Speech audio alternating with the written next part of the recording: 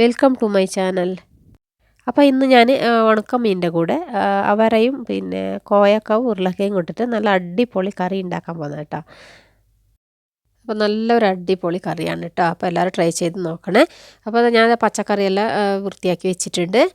കോവക്ക ഉരുളക്കിഴങ്ങല്ല, പിന്നെ അതാ ഉണക്കമീൻ അതുപോലെ തന്നെ നല്ല കഴുകി വൃത്തിയാക്കി വെച്ചിട്ടുണ്ട്. അപ്പോൾ ഇനി മസാല എന്താണെന്ന് നോക്കാം. ഒരു കാമുറി തേങ്ങ എടുത്തിട്ടുണ്ട്, ഒരു 5-6 മുളകും, ഒരു തക്കാളി, ഒരു ഉള്ളി, ഇഞ്ചി വെളുത്തുള്ളി പേസ്റ്റും, പിന്നെ മല്ലിപ്പൊടി ഒരു ടേബിൾ സ്പൂണ്, പിന്നെ ഒരു 1/2 ടീസ്പൂണ് മഞ്ഞൾപ്പൊടി എടുത്തിട്ടുണ്ട്. അപ്പോൾ ഇനി ഇതെല്ലാം കൂടി നമുക്കിനി മിക്സി ജാറിലിട്ടിട്ടൊന്ന് നന്നായിട്ടൊന്ന് അരച്ചെടുക്കണം. അപ്പോൾ അത് അരച്ചെടുത്താൽ പിന്നെ നമ്മൾ ഏത് പാത്രത്തിലാണോ കറി വെക്കുന്നത് ആ പാത്രം ഒന്ന് വെച്ച് കൊടുക്കുക അടുപ്പിൽ. എന്നിട്ട് അതിലേക്ക് കുറച്ച് ഓയിൽ ഒഴിച്ച് കൊടുക്കുക. ആ ഓയിൽ നന്നായിട്ട് ചൂടായിട്ട് വരുമ്പോൾ വേണം ഈ അരച്ച് വെച്ച അരപ്പൊന്ന് ഇട്ട് കൊടുക്കാൻ. ചൂടോട് കൂടി ഇടണം, അല്ലെങ്കിൽ ആ തൊയ്പ്പൊന്നും പോയി കിട്ടില്ല. ആ എണ്ണേൻ്റെ മണമൊക്കെ മാറിയിട്ട് നല്ല ചൂടായിട്ട് വരുമ്പോൾ വേണം ഈ മസാല ഇട്ട് കൊടുക്കാൻ. അപ്പോൾ ഈ മസാല അരപ്പ് ഇട്ട് കൊടുത്ത് നന്നായിട്ടൊന്ന് മിക്സാക്കി കൊടുക്കുക. 2 മിനിറ്റ് അതിൽ തന്നെ കടന്നിട്ട് നല്ല ഒന്ന് ഇളക്കി കൊടുക്കുക. പിന്നെ നമുക്ക് പാകത്തിന് വെള്ളം ഒഴിച്ച് കൊടുക്കുക. എന്നിട്ട് ആവശ്യത്തിന് ഉപ്പ് ഇട്ട് കൊടുക്കുക. അപ്പോൾ അതാ തിളച്ച് വന്നിട്ടുണ്ട് അരപ്പ്.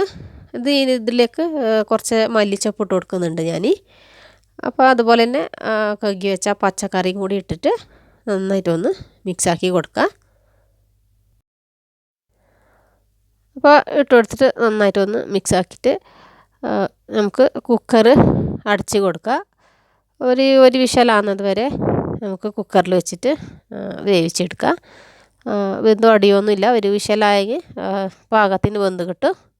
അപ്പോൾ അതാ വെന്ത് വന്നിട്ടുണ്ട്. അപ്പോൾ കുക്കർ ഇതാ ഒരു വിശലായിട്ടുണ്ട്. അപ്പോൾ വെന്ത് വന്നിട്ടുണ്ട്. ഇനി നമുക്ക് ഈ പാത്രത്തിൽ നിന്ന് ഈ കുക്കറിൽ നിന്ന് മാറ്റിയിട്ട് വേറെ പാത്രത്തിലേക്ക് ഒഴിക്കണം. ഞാനും വേറെ പാത്രത്തിലേക്ക് ഒഴിച്ച് കൊടുക്കുന്നുണ്ട്. അപ്പോൾ പുളി വേണമെന്നുണ്ടെങ്കിൽ നിങ്ങൾക്ക് കുറച്ച് പുളി കൂട്ടാവുന്നതാണ്. അപ്പോൾ ഞാനിതാ ഉണക്ക മീൻ ഇട്ട് കൊടുക്കുന്നുണ്ട്. ഇട്ട് കൊടുത്തിട്ട് ഒന്ന് നന്നായിട്ടൊന്ന് ഇളക്കി കൊടുക്കുക. അപ്പോൾ അത് മീനിട്ടിട്ട് ഒരു 5 മിനിറ്റ് ചെറിയ തീയിൽ വെച്ചിട്ട് നമുക്ക് മൂടി വെച്ചിട്ട് വേവിക്കുക. അപ്പോൾ ഉപ്പ് ഇഷ്ടം പോലെ ഉണ്ടാവും ഈ ഉണക്ക മീനിൽ. അപ്പോൾ നോക്കിയിട്ട് നമുക്ക് കറിക്ക് ഇട്ട് കൊടുക്കാം ഉപ്പ്. അപ്പോൾ അതാ കറി റെഡിയായി വന്നിട്ടുണ്ട്. നല്ലൊരു മണം കറിക്ക്. അപ്പോൾ ചൂടോടെ ചോറിൻ്റെ കൂടെ കഴിക്കാൻ നല്ല ഒരു ടേസ്റ്റിയായ കറിയാണ്.